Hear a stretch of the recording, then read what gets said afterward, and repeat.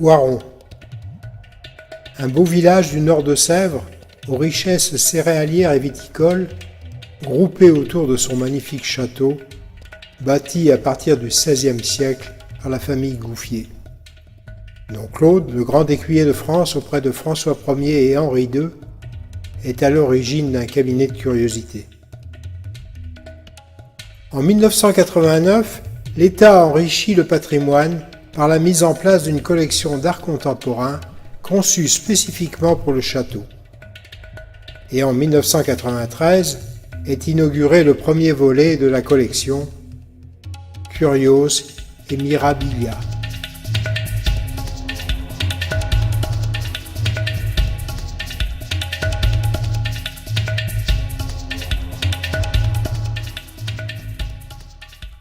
En 1989, une association est créée pour assurer la gestion de la collection d'art contemporain du château. Et en 1998, l'État reprenant la gestion, l'association se transforme et devient les Amis de Oiron. Ses membres se donnent pour mission la promotion, la mise en valeur du château et de ses collections, et son animation en rapprochant village et château, en sensibilisant la population du village à l'art contemporain. Depuis 2008, l'association charge un artiste de réaliser pour le village une œuvre valorisant le patrimoine culturel et paysager de la commune.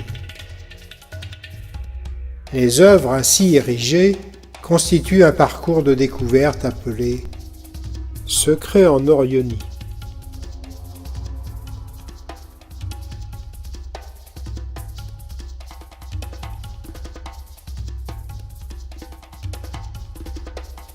En 2013, c'est la rencontre des Amis d'Oiron avec Gilles Boutaz, céramiste connu pour avoir réalisé au sein de la manufacture de Sèvres la décoration des assiettes, partie intégrante de l'œuvre de Raoul Marek, la salle à manger, figurant parmi la collection Curios et Mirabilia, qui déclenche le projet de la construction d'un four primitif gallo-romain et de son utilisation festive bien qu'éphémère. Fabriquer un four primitif gallo-romain en torchis, c'est-à-dire en terre agrée avec de la paille. Et nous avons fait un four à flamme renversée et nous allons faire des cuissons de ragoût. Le four va monter à peu près, on peut monter jusqu'à 1000, 1050 voire 1100, mais en moyenne ce sera entre 900 et 1000 pour les mailles.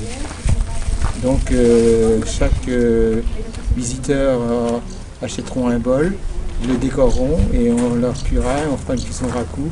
La cuisson ragoût, ça consiste à faire mettre les bols dans le four à 900 degrés et les sortir avec l'émail. Dès que l'émail est bien brillant, on sait que la cuisson est bonne. On les sort à peu près à 950 degrés et par la suite on les met dans la sueur pour faire un effet de réduction pour changer la couleur de l'émail et après on les trempe dans l'eau et le visiteur peut repartir avec son bol. Les vestiges, tant au château qu'au village, carreaux, noms de rue, les documents et les pièces dans les musées de la région ont provoqué un groupe de recherche sur le thème de la céramique de Oiron ou de Saint-Porchaire. Des conférences sont données, comme celle de Maria Cavaillès, conservatrice du musée de Parthenay.